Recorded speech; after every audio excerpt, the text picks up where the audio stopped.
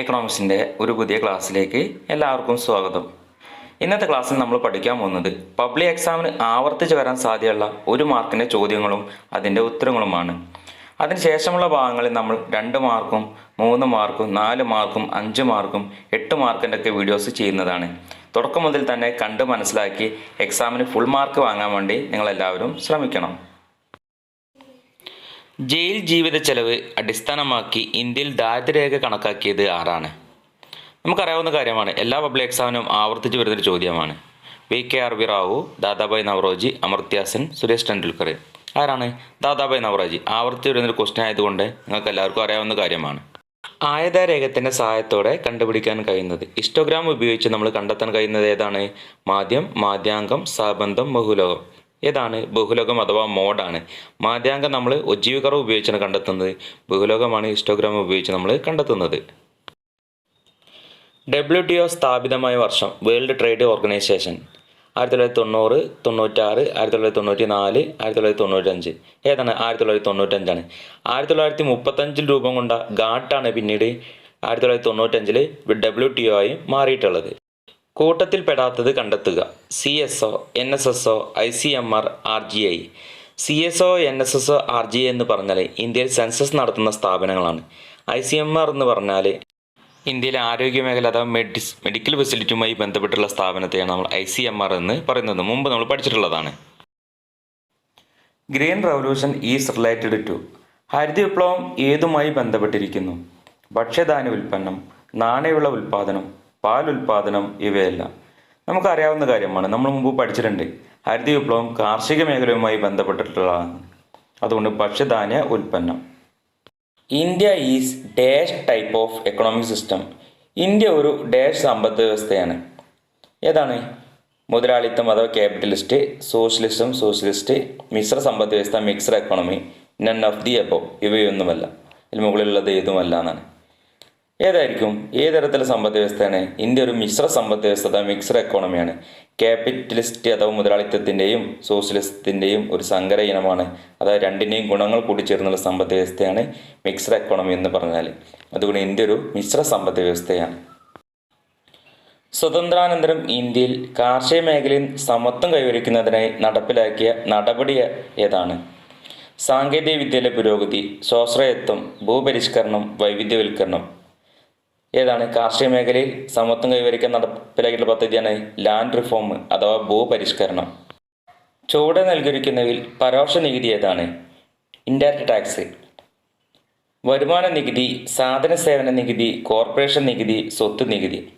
വരുമാന നികുതിയും കോർപ്പറേഷൻ നികുതിയും സ്വത്ത് നികുതിയൊക്കെ നമ്മൾ നേരിട്ട് അടക്കേണ്ടതാണ്.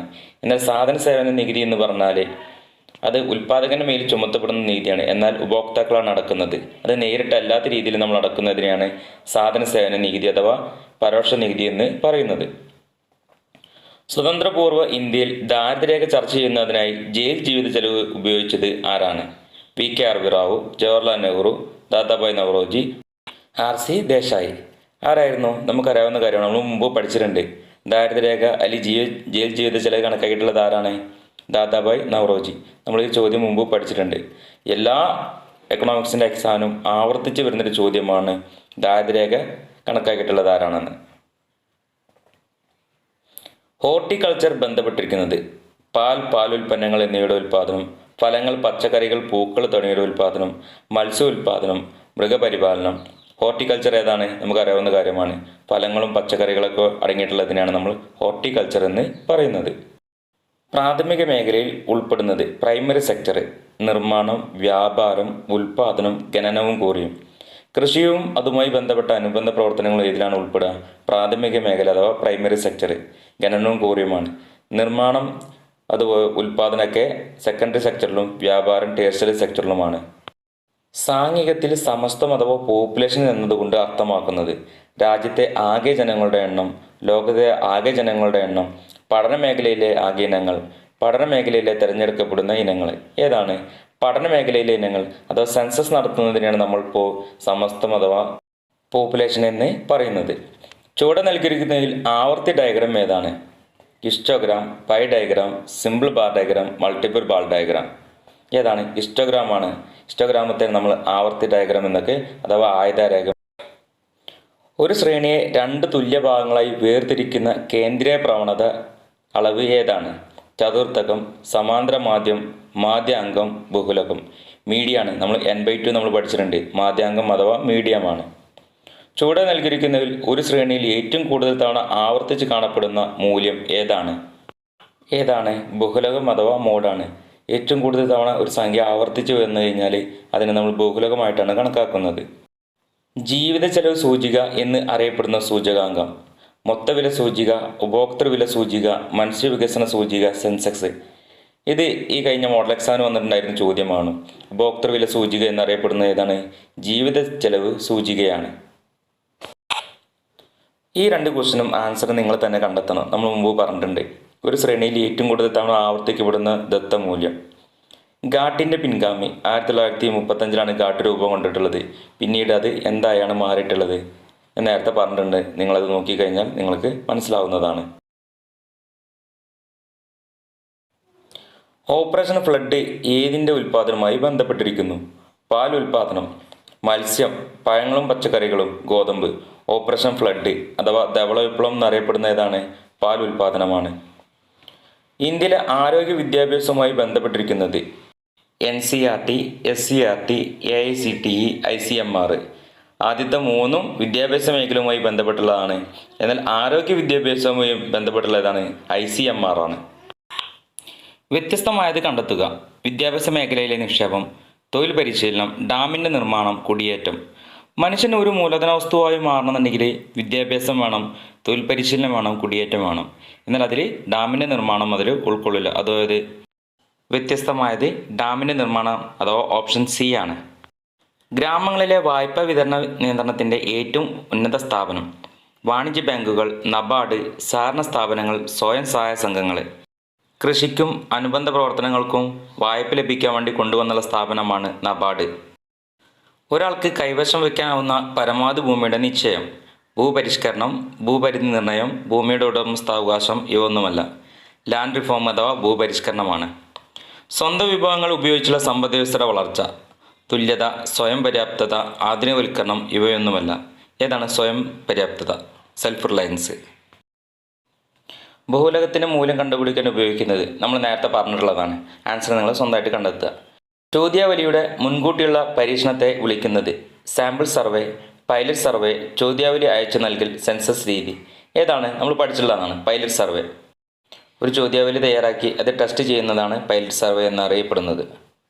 താഴെ കൊടുത്തിട്ടുകളിൽ ഒരു ശ്രേണിയെ രണ്ട് ഭാഗങ്ങളായി വിഭജിക്കുന്നത് ഏതാണ്? മാധ്യം, മാധ്യാംഗം, ബഹുലകം, റേഞ്ച്. നമ്മൾ പഠിച്ചിട്ടുള്ളതാണ്. മാധ്യാംഗം അഥവാ മീഡിയമാണ്. ആഗോളവൽക്കരണത്തിൻ്റെ പ്രധാന ഫലങ്ങളിലൊന്നാണ് പുറംപണി കരാർ, സ്വകാര്യവൽക്കരണം, ഉദാരവൽക്കരണം ഇവയൊന്നുമല്ല.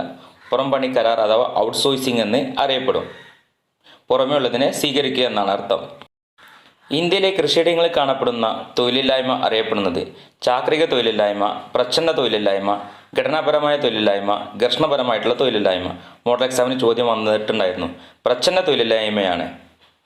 ഇന്ത്യയിൽ പ്രധാനമായും കണ്ടുവരുന്ന തൊഴിലില്ലായ്മയാണ് പ്രച്ഛന്ന തൊഴിലില്ലായ്മ.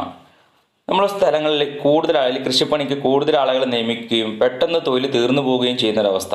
പിന്നീട് അവിടെ ജോലി ചെയ്യുന്ന ആളുകൾക്ക് തൊഴിൽ കിട്ടാത്തൊരവസ്ഥ വരുന്നതിനെയാണ് നമ്മൾ പ്രച്ഛന്ന തൊഴിലില്ലായ്മ എന്ന് പറയുന്നത്. സംസ്ഥാനത്തിലെ ഓരോ ഇനത്തെയും ഉൾപ്പെടുത്തിയുള്ള സർവേയാണ് സെൻസസ് സർവേ, സാമ്പിൾ സർവേ, സാമ്പത്തിക സർവേ ഇവയൊന്നുമല്ല. എല്ലാത്തിനെയും ഉൾക്കൊള്ളിച്ചുകൊണ്ടുള്ള സർവേ അറിയപ്പെടുന്നതാണ് സെൻസസ് സർവേ എന്നാണ്. താഴെ കൊടുത്തിട്ടുള്ളതിൽ മൊത്തവില നിലവാരത്തിലെ മാറ്റം സൂചിപ്പിക്കുന്ന സൂചകാങ്കമാണ് ഉപഭോക്തൃവില സൂചിക, കാർഷികോൽപ്പന്നത്തിന് സൂചിക, മൊത്തവില സൂചിക, വ്യാവസായിക ഉൽപ്പാദന സൂചിക. ഏതാണ്? മൊത്തവില സൂചിക. മൊത്തവില നിലവാരത്തിലെ മാറ്റം സൂചിപ്പിക്കുന്നതിനാണ്. താഴെ കൊടുത്തിട്ടുള്ളതിൽ പ്രത്യക്ഷ നികുതിക്ക് ഉദാഹരണം: പ്രത്യക്ഷ നികുതി, എക്സൈസ് തീരുവ, വിൽപ്പന നികുതി, കസ്റ്റംസ് തീരുവ, വരുമാന നികുതി. ആൻസർ ഏതാണ്? വരുമാന നികുതിയാണ്. ബാക്കിയൊക്കെ പരോക്ഷ നികുതികളാണ്, ഇൻഡയറക്റ്റ് ടാക്സുകളാണ്. ധവള വിപ്ലവവുമായി ബന്ധപ്പെട്ടുള്ളത് നമ്മൾ നേരത്തെ പറഞ്ഞിട്ടുണ്ട്. പാൽ ഉൽപ്പാദനം. ജയിൽ ജീവിത ചെലവുമായി ബന്ധപ്പെട്ടുള്ളത് അറിയാവുന്ന കാര്യമാണ്. ഒരു സ്ഥാപനത്തിൻ്റെ പതിവ് സേവനങ്ങൾ ആ സ്ഥാപനത്തിൻ്റെ പുറത്തുനിന്ന് സ്വീകരിക്കുന്ന പ്രക്രിയ നമ്മൾ നേരത്തെ പറഞ്ഞിട്ടുണ്ട്. ആഗോളവൽക്കരണത്തിൻ്റെ ഭാഗമായിട്ട് പറഞ്ഞത് വാണിജ്യവൽക്കരണം, ദേശവൽക്കരണം, സ്വകാര്യവൽക്കരണം, പുറംകരാർ. ആൻസർ ഓപ്ഷൻ D, പുറംകരാർ അഥവാ ഔട്ട്സോഴ്സിംഗ്. ഭൂപരിധിയുമായി ബന്ധപ്പെട്ടത് ഏതാണ്? ഭൂപരിഷ്കരണം. ഇന്ത്യൻ തൊഴിലാളികൾ ഭൂരിഭാഗവും ഉൾപ്പെടുന്നത് ഏതാണ്? സ്വയം തൊഴിൽ ചെയ്യുന്നവരാണ്. കൂലിവേല, സ്വയം തൊഴിൽ, ഗവൺമെൻറ് ശമ്പളം, അർദ്ധ ഗവൺമെൻറ് ശമ്പളം. ആൻസർ ഓപ്ഷൻ ബി സ്വയം തൊഴിലാണ്. ഒരു ഗവേഷകൻ വെബ്സൈറ്റിൽ നിന്നും ശേഖരിക്കുന്ന ഡാറ്റ പ്രാഥമിക ഡാറ്റ, ദ്വിതീയ ഡാറ്റ, തൃതീയ ഡാറ്റ, മുകളിൽ പറഞ്ഞവയൊന്നുമല്ല. ആൻസർ ഓപ്ഷൻ ബി ആണ്, ദ്വിതീയ ഡാറ്റ. ഏതാണ്? വെബ്സൈറ്റിൽ നിന്ന് ശേഖരിക്കുന്ന പത്രങ്ങളിൽ നിന്നും വെബ്സൈറ്റിൽ നിന്നും മറ്റു ആളുകളിൽ നിന്നൊക്കെ കിട്ടുന്ന വിവരങ്ങളെയാണ് നമ്മൾ ദ്വിതീയ ഡാറ്റ അഥവാ സെക്കൻഡറി ഡാറ്റ എന്ന് പറയുന്നത്. എക്സാമിന് ആവർത്തിച്ച് വരുന്ന ചോദ്യങ്ങളാണ് ഇന്നത്തെ ക്ലാസ്സിൽ നമ്മൾ പഠിച്ചിട്ടുള്ളത്. എല്ലാവരും നല്ല രീതിയിൽ പഠിച്ച് മനസ്സിലാക്കി എക്സാം അറ്റൻഡ് ചെയ്യണം. ആദ്യത്തെ 10 മാർക്കിൻ്റെ ചോദ്യം നിങ്ങൾ 10 മാർക്ക് തന്നെ കരസ്ഥമാക്കാൻ വേണ്ടി ശ്രമിക്കണം.